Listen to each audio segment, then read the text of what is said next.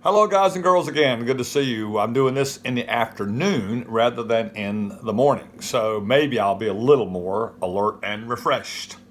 Today, we're going to finish up our time studying the Civil War, and we're not really going to talk so much about the war today as we're going to talk about the preparation and the events that led us into the period of time known as Reconstruction.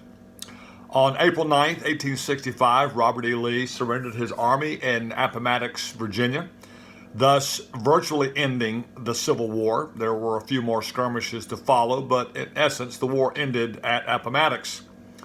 On April 14th of 1865, Abraham Lincoln, who enjoyed the theater and took as many opportunities as possible to relieve himself of the burdens of the presidency for a couple of hours while he enjoyed theatric performances.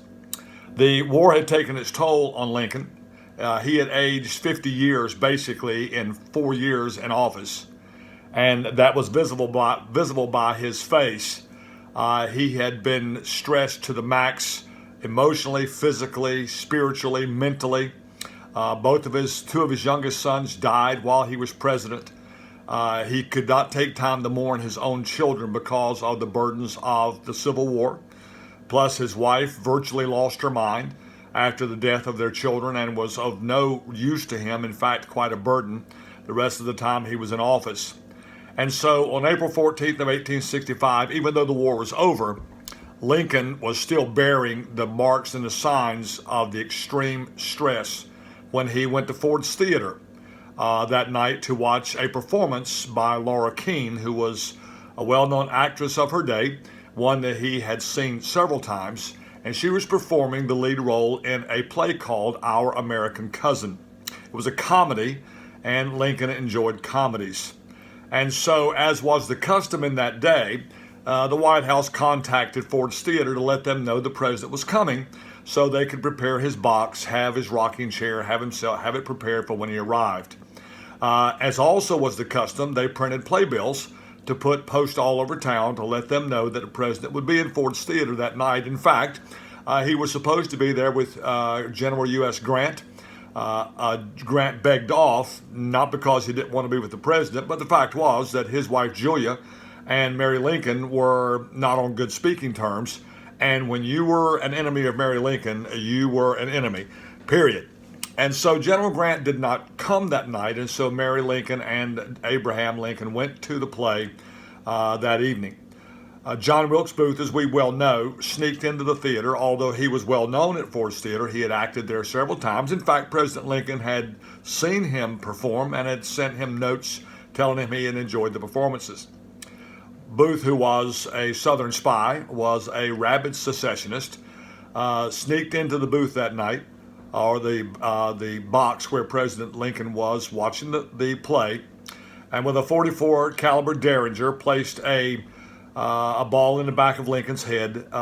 It passed through behind his left ear, lodged behind his right eye, and at 7:22 a.m. on the morning of April 15th, 1865, President Lincoln died in the Peterson House across the road from Ford's Theater.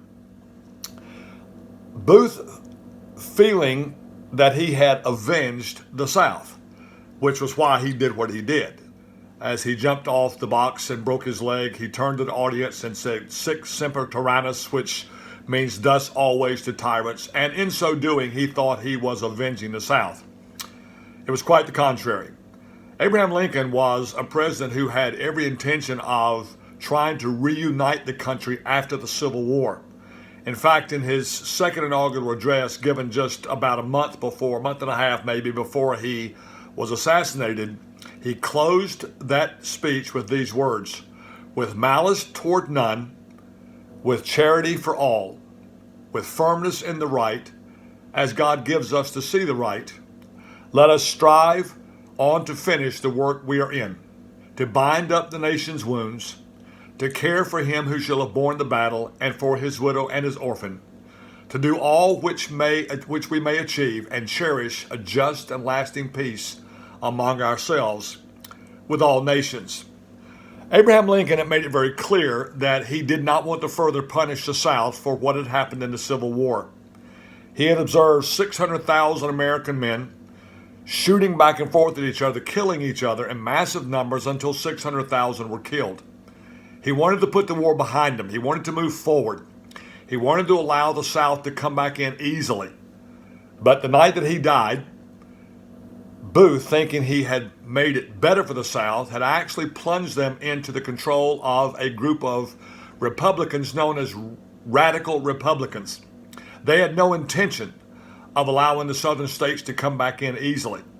And in fact, they established extreme military control over the southern states, punishing those who had been Confederate leaders, and plunging the South into a period of time that she is still not fully recovered from today.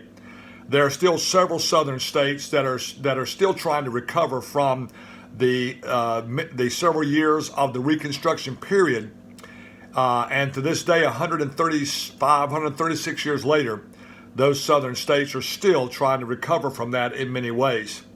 It created not a reunion of the South to the North. It created a military state.